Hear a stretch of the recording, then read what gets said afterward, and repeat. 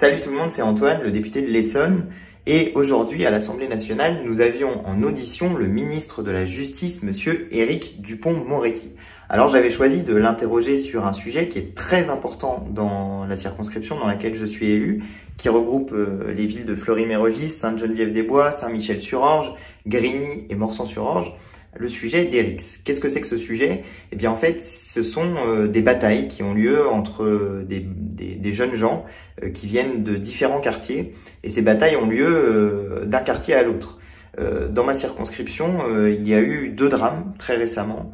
Un à Fleury-Mérogis, un jeune homme, Lucas, qui avait 17 ans, a été tué à l'occasion d'une de ces rixes. C'était très récent, c'était en juillet 2022. Et puis il y a un an, dans une autre des villes de ma circonscription, eh bien il y avait un jeune homme qui venait de Saint-Michel qui a été tué à Sainte-Geneviève-des-Bois. Il s'appelait Arthur, il avait 19 ans. Donc ce sont des drames très importants.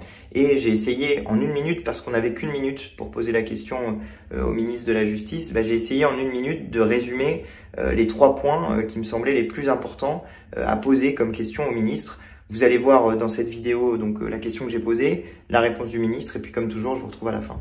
Monsieur le ministre, il s'appelait Lucas, il avait 17 ans, il s'appelait Arthur, il avait 19 ans. Dans ma circonscription, en 1 an, 2 jeunes sont morts à cause des rixes. Ces rixes sont désormais des phénomènes de société, et pour y répondre, pour les prévenir, il ne faut pas seulement une réponse policière ou judiciaire, il faut écouter les acteurs du terrain et proposer des moyens en matière de prévention.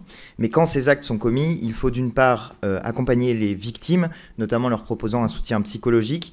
Et puis il y a une question plus philosophique qui est posée, c'est que dans ces rixes, le problème, c'est que les gens décident de se faire justice eux-mêmes la plupart du temps en allant combattre d'autres personnes quand il y a en particulier une personne qui est tuée.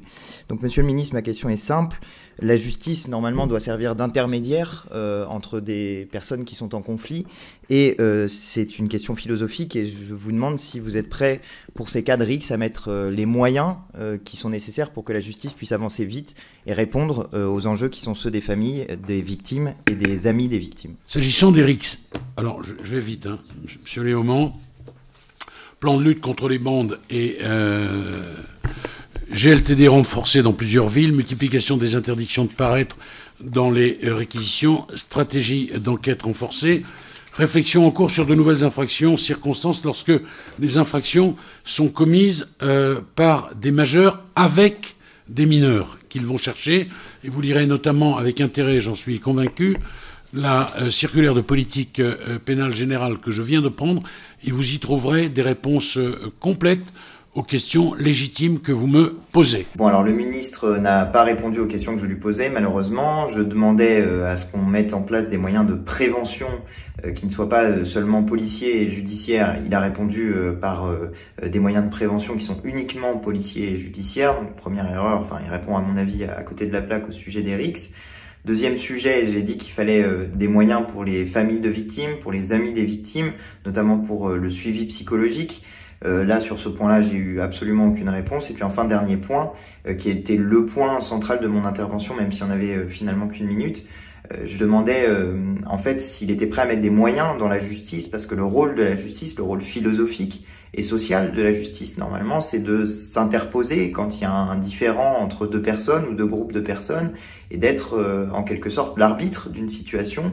Et là, pour le cas d'Erix, justement, le problème qu'il y a, c'est que quand une personne est attaquée ou blessée ou qu'elle est tuée dans une bataille, eh bien souvent la logique des gens est de vouloir se faire justice eux-mêmes. Alors on peut pas être d'accord avec ça, on peut pas être d'accord avec le fait que on aille d'une bataille à une autre et que à la fin il y ait des drames comme ceux qui ont tué Lucas et Arthur.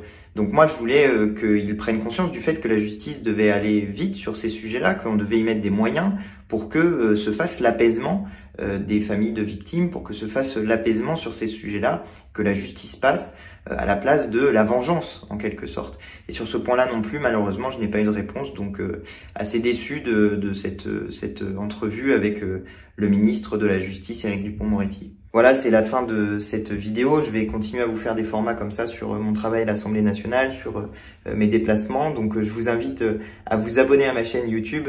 Je sais que je ne l'alimente pas beaucoup en ce moment. C'est normal, en fait, on a eu plusieurs problèmes avec des vidéos qu'on voulait sortir, mais vous inquiétez pas, il va y en avoir. Je vais faire des vidéos de plus en plus régulièrement. Donc vraiment, je vous invite à vous abonner à ma chaîne pour être au courant de ces vidéos. N'oubliez pas de cliquer sur la petite cloche pour recevoir les notifications. Et moi, en attendant, je vous dis donc à très bientôt pour de nouvelles vidéos. Allez, salut!